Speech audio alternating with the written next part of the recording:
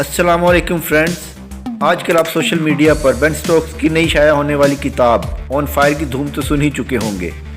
और उसके साथ साथ इंडियन क्रिकेट टीम और खिलाड़ियों के बेईमानी के चर्चे भी सुन लिए होंगे, जिससे इंडिया की बहुत ही बेइज्जती हो रही है। इंडिया का पाकिस्तान से बड़ा कोई दुश्मन तो हो नहीं सकता और हर वक्त और हर मौका पर वो पाकिस्तान को नुकसान पहुँचाने की कोशिश करता रहता है। जिस तरह उसने 2019 के वर्ल्ड कप के मैच में इंडिया मुकाबला इंग्लैंड में की, लेकिन सच कभी छुपता नहीं और यही हुआ एक दफ़ा फिर इंडिया के साथ। और इस दफ़ा ये काम अंजाम दिया है बेन स्टोक ने अपनी किताब ऑन फायर में। सबसे पहले तो मैं आपको बताना चाहता हूँ कि बेन स्टोक की बात को इतनी अहमियत तो क्यों और कैसे मिली। वैसे तो कई खिलाड़ी मुख्तलिफ खिलाड़ियों या टीमों के ख़िलाफ़ कुछ ना कुछ कहते रहते हैं, लेकिन बेन स्टोक की बात को इतनी शोहरत क्यों मिली? बेन स्टोक ने चंद ऐसे रिकॉर्ड और कारकर्दगी दिखाई है जिसकी वजह से इंग्लैंड की क्रिकेट की तारीख में उसका नाम सुनहरी हरूफ में ज़रूर लिखा जाएगा। क्रिकेट से शौक़ रखने वाले लोग बखूबी जानते हैं कि क्रिकेट के खेल को ईजाद करने वाला मुल्क बरतानिया है, लेकिन बदकिस्मती से बरतानिया क्रिकेट का सबसे बड़ा एजाज़ यानी क्रिकेट वर्ल्ड कप, जिसका आगाज़ 1975 से हुआ,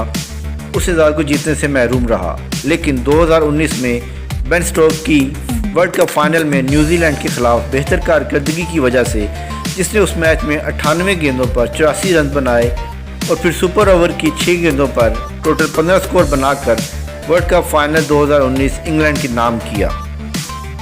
फिर दोबारा 25 अगस्त 2019 में ऑस्ट्रेलिया के खिलाफ एशेज सीरीज़ में जब इंग्लैंड 73 रन से अपनी फतह से पीछे था,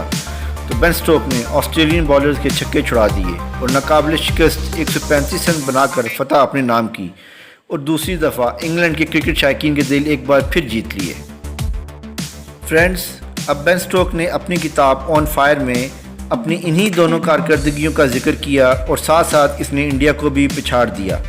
क्योंकि इंडिया ने अपने मैच में बरतानिया के साथ जो कारकर्दगी दिखाई वो बेन स्टोक के लिए यकीनन हैरानकुन थी और उसने कुछ इंडिया के नामवर खिलाड़ियों पर उंगली उठाई जिन्होंने जीते हुए मैच को हारने में काफ़ी मेहनत की, जिसमें कोहली, यादव और धोनी का नाम सिर फहरिस्त है।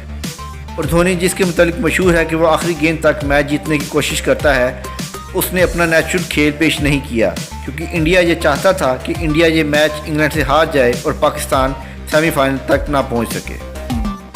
पाकिस्तान, जो कि इस बात को पहले ही जानता था, अब बेन स्टोक की किताब में जिक्र के बाद एक दफ़ा फिर इस मामले को मंजर आम पर लाने की कोशिश कर रहा है, ताकि इंडिया की बेईमानी की हकीकत सबके सामने आया हो जाए, जिसकी वजह से इंडिया की एक दफ़ा फिर दुनिया क्रिकेट में काफ़ी जगहसाई हो रही है।